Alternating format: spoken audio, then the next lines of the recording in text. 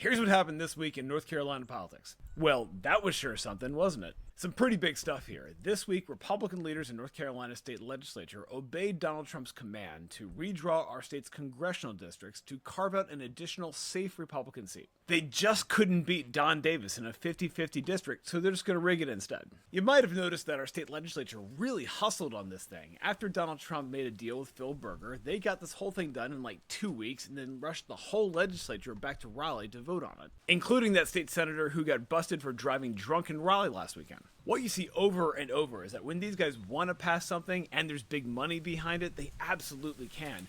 If you're Duke Energy or the big corporate lobby, you're donating millions of dollars to their campaigns, your priorities are their priority. There's a word for that. What do you call it? A developer needs 8 figures for a basketball arena, they got you covered. But a state budget or basic healthcare funding for millions of North Carolinians? Sorry, hands are tied, but they can't tell you why. They've basically given up on that work for the rest of the year. These guys completely control both chambers of our state legislature, and they want you to believe that we don't have a state budget and we don't have basic Medicaid funding because they just can't agree on how much to spend. But the instant that Donald Trump orders them to rig him another Republican House seat, that's urgent business. Are you seeing it yet? These guys are corrupt. They are scummy politicians running a huge scam on our state. Just last year, most North Carolinians voted for Democrats for our state House and our state Senate, but the Republicans still took a big majority of the seats. Let me tell you something. I have earnestly listened to a million justifications and defenses for this kind of blatant map rigging, and I gotta be honest with you, it is all complete nonsense.